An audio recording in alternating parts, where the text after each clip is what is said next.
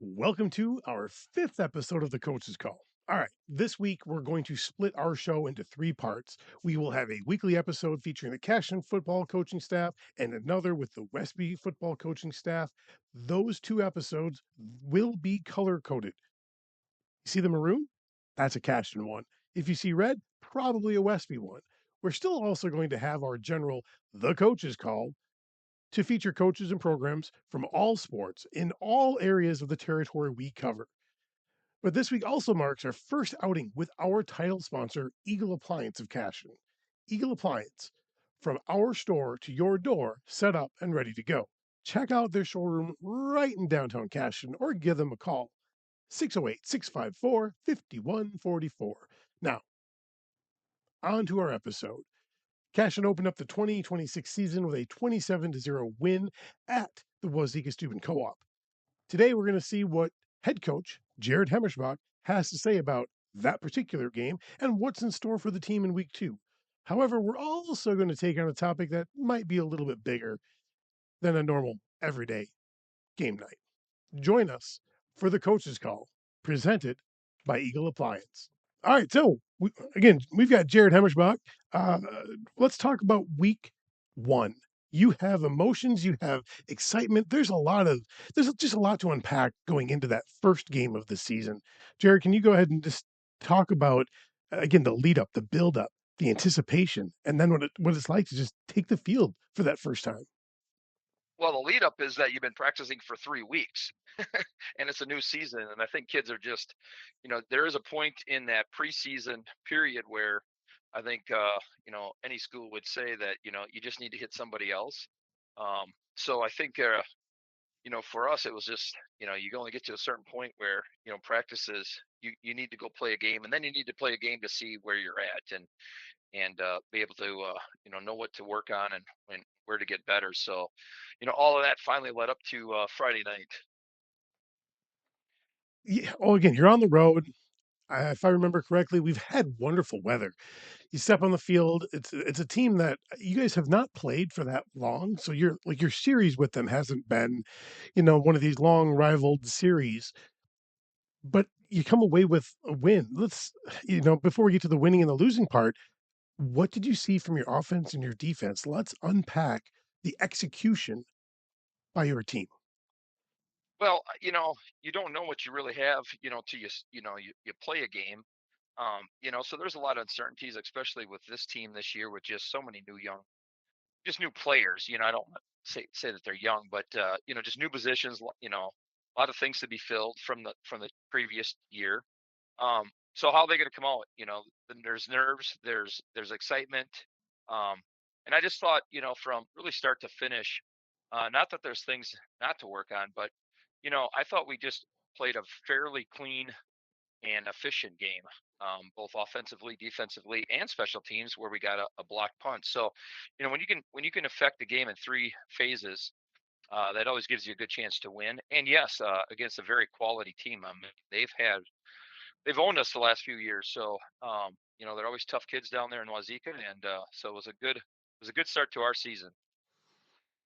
Let's talk about your first series. I don't know how much you remember about your first series, but what did you see in your first series on the field? And again, you can maybe talk about it. It doesn't matter if it's offense or defense. I'm not sure what it was. What did you guys start with in that game? Yeah, we received the ball, and what I do remember about that first series was a a very nice catch by Trey Gill, that kind of kept the drive alive. I think it was third and long, and we had a new quarterback, so we're working Graham into that position a little bit, along with Wyatt Howell, and but Graham threw him across the middle, and just a clutch catch at that point in the game that kept the chains going, which, a few plays later we go down and score. So that just really set the tone, I think, and it settled the kids down. Just getting that first score to be up on the scoreboard, all those things just pays, dividends into your first game. So it was a catch, I believe, that stood out in that first drive for sure. If I remember looking through the box score correctly, I think most of the damage was done in that first half. Um, Again, you go into halftime with a relatively comfortable lead, and they still hadn't scored on you. what was your message? What were you worried about going into the second half? Well, being complacent, I mean, with all the energy and all, as well as we played in the first half, it is, that 15 minutes of kind of stop playing. Kids are settling down, you're resting, you're talking, you're getting drinks. The message is, we gotta come out in the second half with that same energy as we did in the first half, and that's what we'll have to work on as a team because we probably weren't quite as crisp as we'd like to be. um, we made a few mistakes, in the second half. We were able to keep the game in check, but as we move forward in the season, we gotta, it's four quarters for a reason, and we got to continue to get better in the second half. Well, let's flip that to this week, all right? You get an Independence team that was shut out. It's a team that you guys have dominated, and you're also it's been a pretty short-lived series, but you've been pretty dominant in this series. When you talk about complacency, how do you keep your kids from being complacent going into week 2 against a team that you guys typically have kind of throttled? Yeah, it is. It's a great question. I do, year in and year out, teams are different, and I do believe that this Independence team is a much better team than maybe in the years past. They got 9 seniors, and they're good athletes. And um, whenever you got a team that has 9 of them are playing on the in the game, they're going to give it all. So I feel that it's a huge challenge for our kids to be able to stay up and mentally be ready to play. It's our home opener, so that hopefully is our advantage. We're in front of our own crowd, so kids should be pretty jacked up. But make no mistakes. I think Independence is a much improved team, so they're going to bring it. They want to win. That's what makes Friday night so fun. And you got to play clean football. Talking about independence, this is the time to talk about it, and it's not a topic that I think anybody wants to deal with at any point in time. But even though they're not technically in the same conference for football, we look at Lincoln and the tragedy that happened there with the passing of Adam Mossman. I mean, again, those two schools, Independence and Lincoln, play in the Dairyland Conference. They're going to come in, even though they aren't the same school, but I think there's an elevated sense of emotion across the Dairyland right now because of how connected those schools are. I know everybody seems to be doing something for that family this week. For you as a coach, for you as an athletic director, can you talk a little bit about that situation and how that kind of plays into this particular, very specific week two? Well, yeah, I think it puts everything in perspective. The game itself, and then just life itself, and how precious everything is in life. A lot of emotions.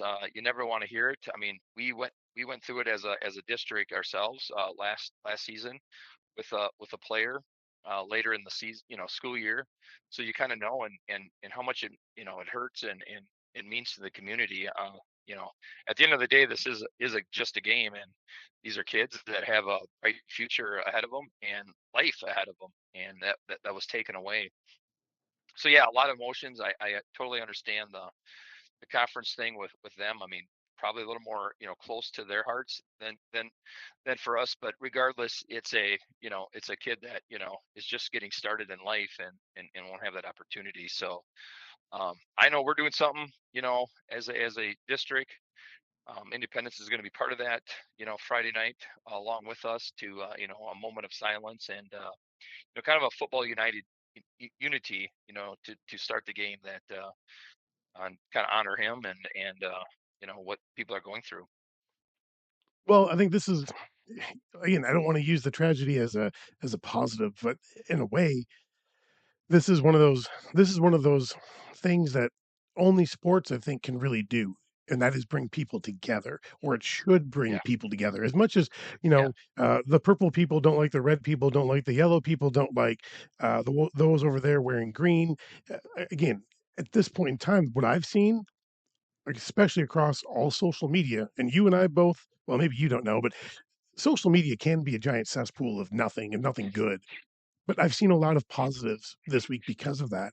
In terms of sport bringing people together, again, you guys have dealt with it here in Cashton and a couple of different times. How powerful is sport, and how important is the community of sport at this time? I agree. I think it does bring a place of a common place for people to go to. I think it brings unity. I do think there is, healing in it too, for people. Um, and really for us, Friday night between Cashin and Ithaca, or Independence, I believe that it's going to be, hopefully a chance to honor uh, that player and in that family.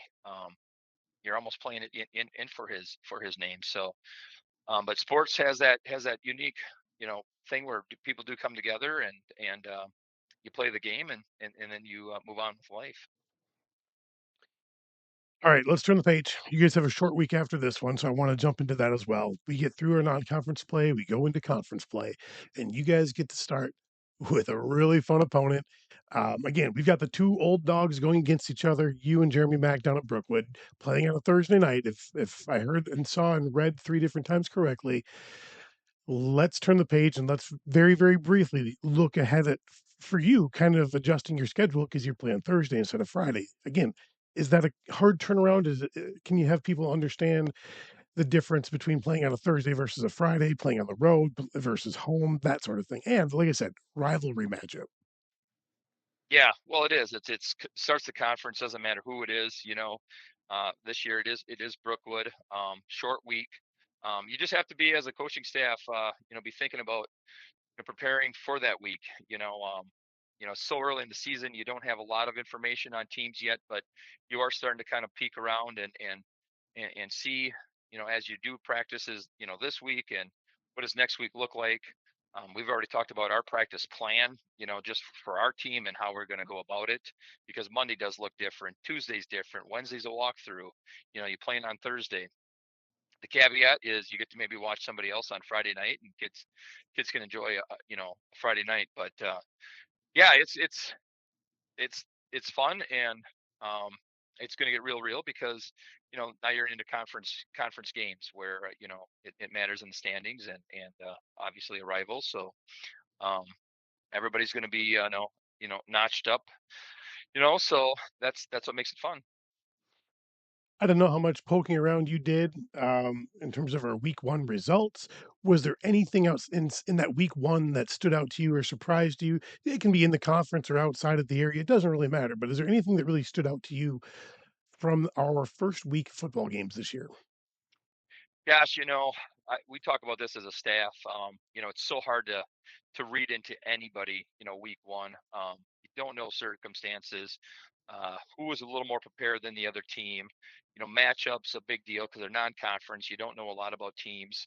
So honestly, not really, because I didn't really. You get into week 3, 4, even 5. That's where you start really figuring out who some of these teams are. Yeah, there were some interesting scores, but maybe CFC is really really good, and maybe West Salem's really really good. So things like that you see, you're like, okay, I get that, but uh, when you get into conference too, everybody it changes because they know who you are and they know your tendencies and stuff like that. So I try not to read into it too much. Even like our game in week one, it was a nice win, a nice thing to get and to build off of. But as of right now, we're 0-0, and that's what we have to focus on Friday night is going 1-0. Well, let's look around the conference. Like I said, I'm going to keep picking on this idea. You're one of the veteran leaders. We had two brand new head coaches enter our conference this year. Those two coaches both got wins. For you, you remember what it's like to get that first win as a head coach. Can you maybe talk about some of those emotions? And maybe for you, again, now that you're grizzled and wise and more intelligent than you were 10 years ago, can you maybe share what that perspective might be like to be that first year head coach? Even though, again, Roland Royal has done it before. This is Jay's first time being a head coach, if I'm correct. They're down at Hillsborough. But again, for those programs, for Hillsborough, for Royal, to start off with wins under new, in a new regime, how important is that for any program? Oh, it's very important. You get kids to buy into things because you do it with a win, and they're like, okay, these guys know what they're talking about, maybe. So it's very important, and just happy for those guys because I remember when we finally got our first win, it took a little bit. in that first season. But yeah, it's exciting, and I still have the game ball from that. That you know, you start this journey of coaching, and it's hard to win.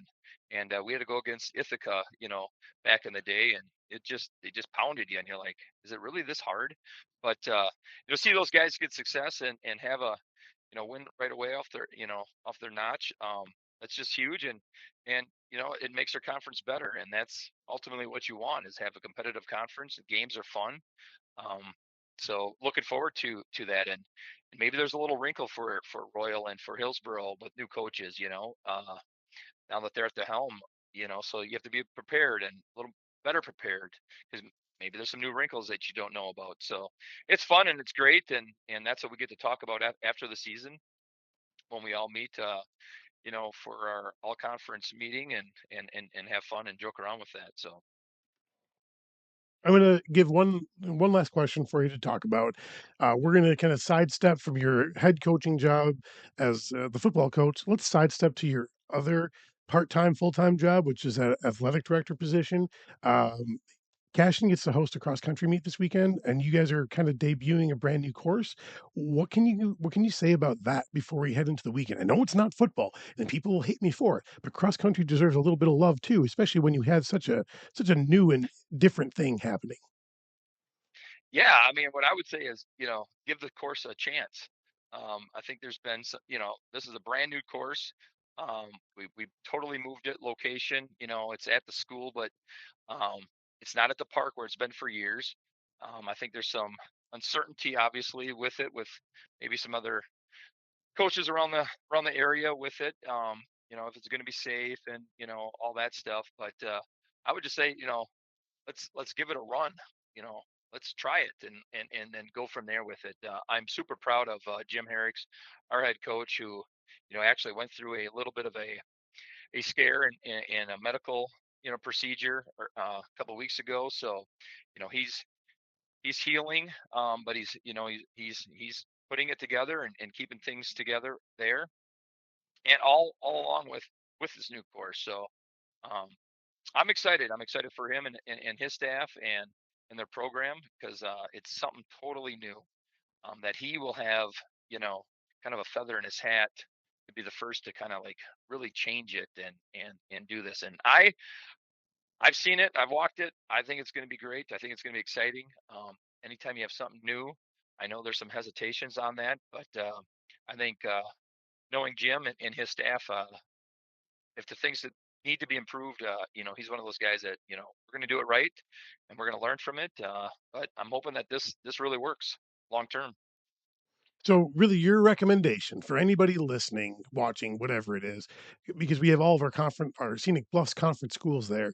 Your recommendation is go support your football teams on Friday night. Come to Cash in early Saturday morning, watch some cross country, buy some concessions, go home. Right? Go home. Absolutely. And the unique thing about what we're going to see for the cross country is you're going to have that you'll be able to sit on top of the hill of the track, you know, uh, behind the school there and watch, the cross country. So I think the scenery is great. I think it's going to be a great day in Cashton. It's always a great day in Cashton. So I totally agree. Enjoy football on Friday night, cross country on Saturday, and volleyball is at the Dells. So there's a lot of things happening, and that's the start of the school year, man. Let's not get to that point. Let's not get ahead of ourselves. That's next week. That is next week. All right, Jared. Thank you. I appreciate your time today. That's good Sounds enough good. for us. Good luck on Thank Friday. you. You bet. Yep. You bet. Bye. And once again, that was the fifth episode of The Coach's Call by GX3 Media, presented by Eagle Appliance of Cashton. I would like to take the time to thank our other fine sponsors for making this episode possible. Tier 2 sponsor. That just means we don't have a sponsor at the Tier 2 level. And our Tier 3 sponsor, number 1, our Tier 3 sponsor, number 2, number 3, number 4, number 5, and the Cashton Record. So I guess I made them be the sixth, the sixth sponsor for that particular slide. Anyways, thank you for listening to our fifth episode. We're still trying to workshop how we lay this format out. I appreciate you sticking along with us. Remember, get out to the Eagles home opener this Friday against the Independence Co op. and we'll see you next time on the Coach's Call.